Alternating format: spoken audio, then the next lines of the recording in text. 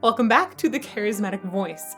For nearly 2 years, I've been seeing recommendations for Greta Van Fleet, and it wasn't until today that I found out that the lead singer is not named Greta. In fact, the lead singer isn't even a girl. I thought it was a girl. It's actually a guy named Joshua. And all this time, I thought that Greta was the female version of Robert Plant, but that is just not true, and it is so long overdue. So I'm going to listen now for the first time to Greta Van Fleet. Let's get to it.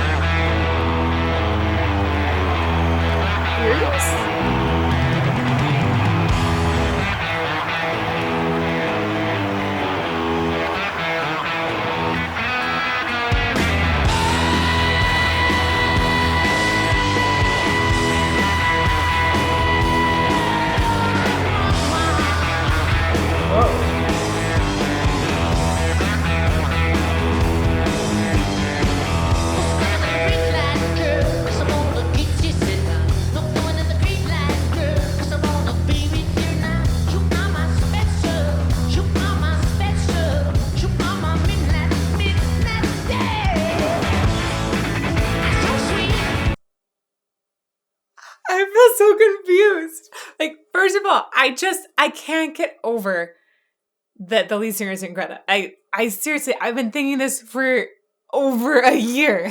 So anyhow, that yell out at the beginning was incredible. And then the sustain was just super, super impressive. I also was expecting everybody to be a little bit older. This is, I think sometimes when you've heard about a band for so long and you've formed an idea about them, just, I feel like it's just being broken everywhere. Amazing. Okay, I'm going to go back to the beginning.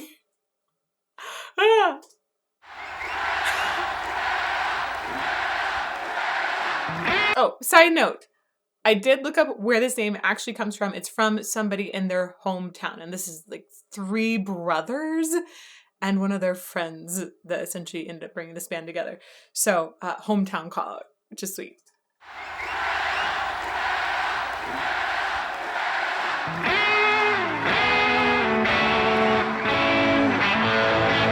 It's like they have an old soul.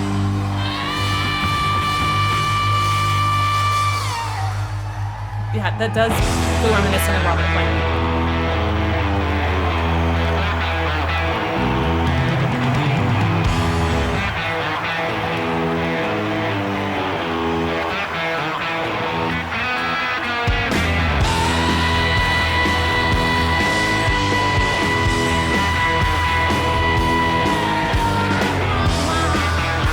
That's an amazing sustained note. I love the way it feels so guttural.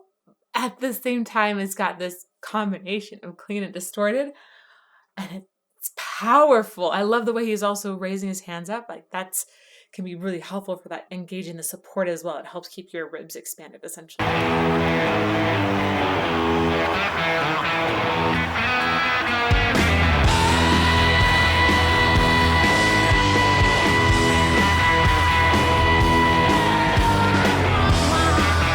That's a big voice.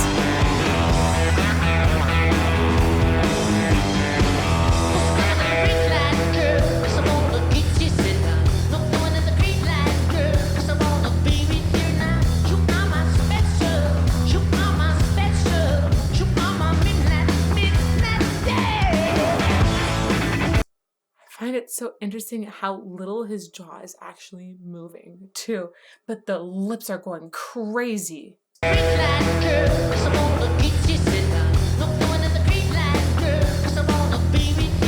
So this, I think, is the verse that we would have here. It's looking for a more closed sound, and right? When he sings, yeah, both of the times I've seen him do that so far, his mouth is opening way more. This is like a very specific, almost like a picky kind of sound. And I like the way that you can see from the way he's shaping his sounds in his mouth. You can see that in addition to hearing it.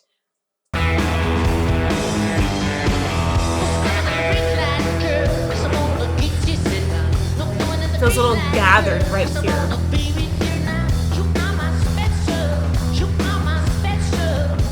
Look at that enunciation in the lips.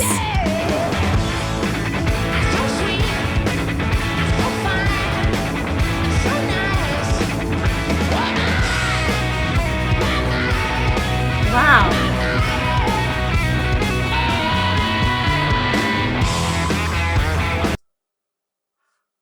He's just got such a big sound coming from him. I did not expect that. It sounds older than he looks.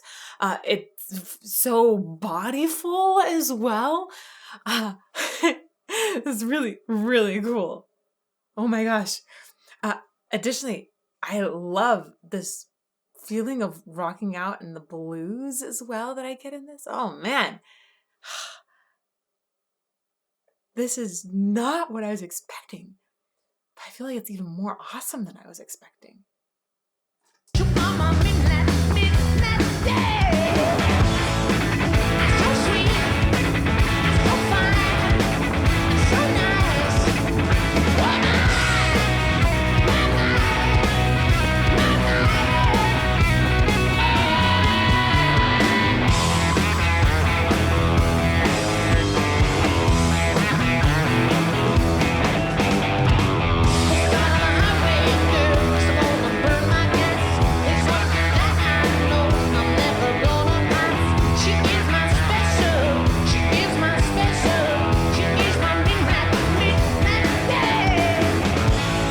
Okay. He has so much style and personality that's wrapped up in what he's doing. This is not rangy in the verse. It is definitely a much, much smaller range to sing in, but the way that he's spitting out all of his words, the way he's adding little bits here and there makes it exciting. It's also in the rhythm of it. And I think the choice of where he's placing his tone. Let's go over a few things in detail here.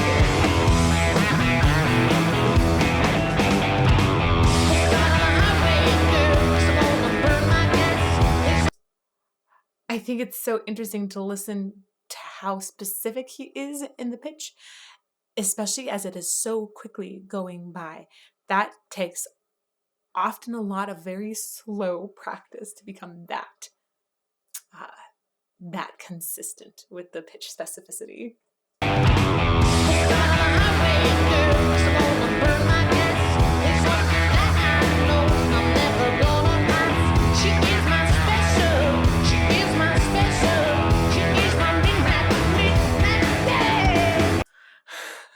So he's even playing a little bit with a special. The O final vowel, he's turning sort of into two different vowel sounds, making it even more like a diphthong, but it isn't truly a diphthong. It just has this L coloration that he's adding, like distinguishing in.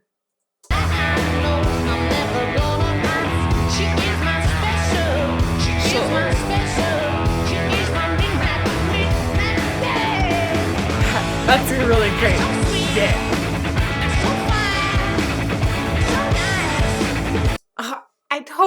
I totally get what people are talking about with Robert Plant.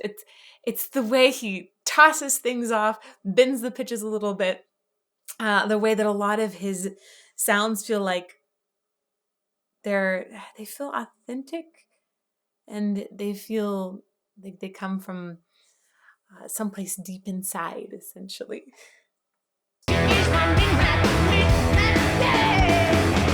Also, look at the way there's a lot of lip raise and teeth that are showing here. That helps the sound come more forward and get a little more snarl on it.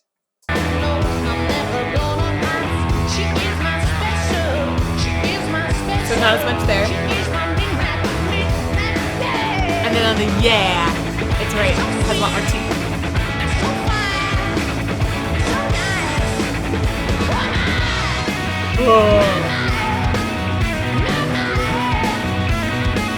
Yeah, the play there and the way he's singing Mize, it totally reminds me of Robert Plant. I get that it's got some improvisational elements to it as well. I think the phrasing is similar. And then behind it, the band has got a bit of a Zeppelin feel. I hear that. It's rocking out. It's that it's not just staying within some of what I'd say some standard it's not in the standard framework. It feels a little bit more progressive.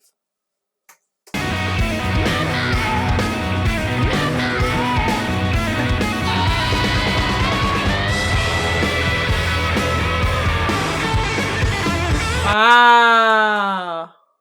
That's some good support.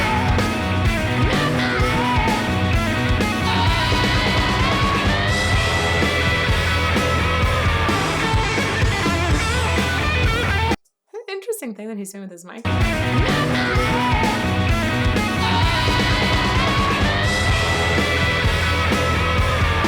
Huh.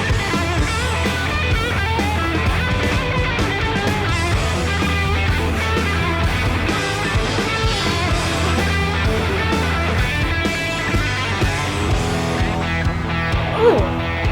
Feels like a little swamp blues too with that riff. Also, I just realized that it feels like they've got the hair for it too, right? Like gorgeous locks, all of them. Wow. What are they? This is from 2018? How is this not from way earlier?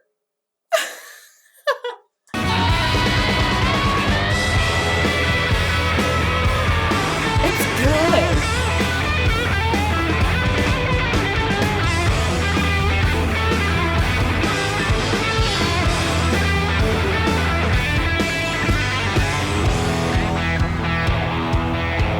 I also wonder if they've had a lot of chance to develop that sound, partly because 3 of them are brothers. I have to think that when you marinate in similar music together and you grow together like that, I have to think that that helps with the maturity of the sound really blossoming a lot earlier than it might in other situations. I'm also thinking of The Warning. I feel like their sound is extremely well developed as well. So there's just something about family members marinating, and then I bet that their friend brought in some fun new energy to it. This is good.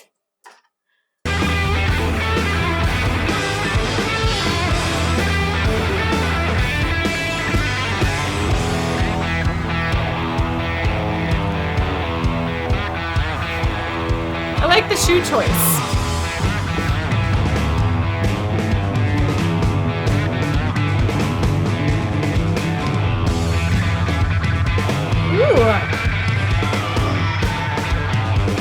Yeah. Oh my gosh, like if you put Robert Plant's voice on those same, I feel like you could have him echo in this song.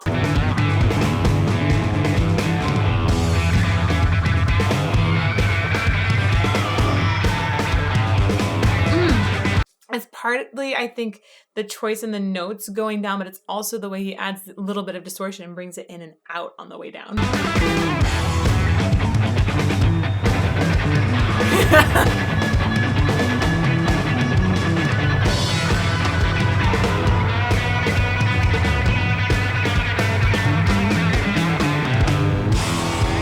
Oh, that's cool. I love the way he also did this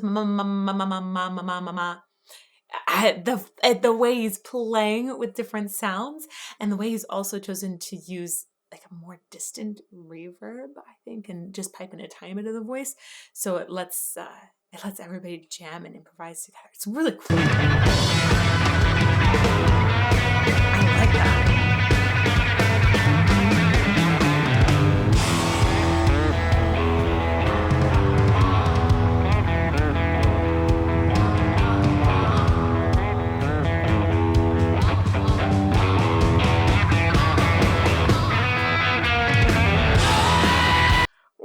The little grunts in there, right? They're so So fascinating.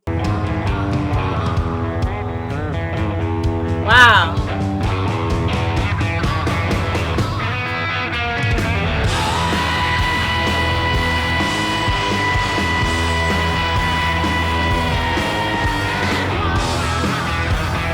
Solid. The way he's able to just go out there and do the exact same thing, deliver it so solidly there is impressive. I mentioned shoe choice, and then I just realized that one of the brothers doesn't have shoes. Another one has boots, and then he's got these essentially toms, these flats. I personally really like being barefoot or in flat shoes on stage. It lets me, I feel it helps me with my posture. Um, Heels can tend to get a bit of a hook in the back, which can cut off some of those lower support muscles. So it's really nice to feel more grounded in the stage. But it's fun that all three of them, being brothers too, all have different opinions about what kind of footwear should be worn on stage. There's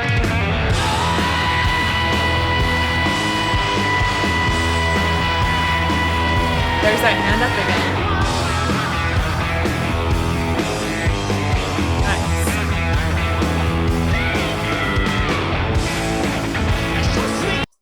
That's impressive. That's still in his full voice up there.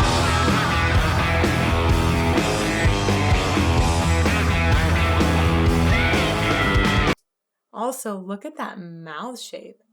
His tongue is up and out of the way.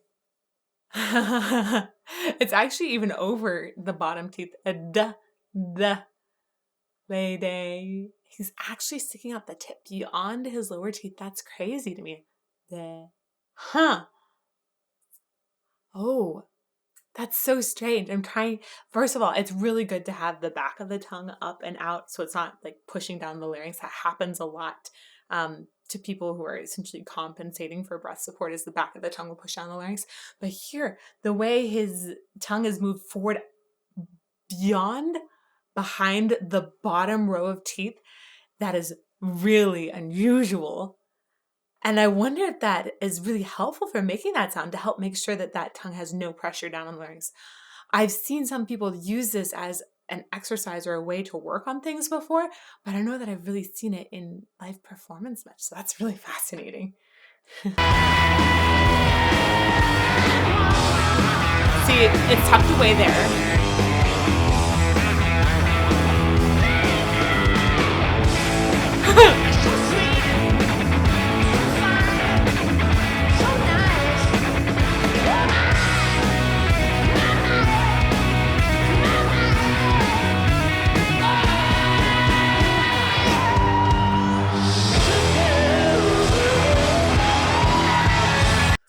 That sounds really like Jeff Buckley to me.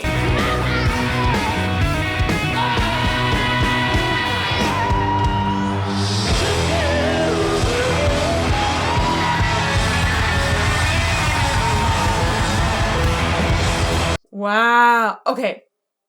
A few things in this. There's one of the things that sounds particularly Jeff Buckley to me is the way he uses his vibrato in there. If you don't know what I'm talking about, check out the Deconstructing Jeff Buckley video I did on the singing hole. I take a whole part in there and talk about the vibrato and how it's influenced by other areas. He gets just a tiny bit, and then he goes up into his falsetto here. It goes really, really high. Again, reminding me of Jeff Buckley, who also was very influenced by Robert Plant. So there's a nice commonality there. So nice.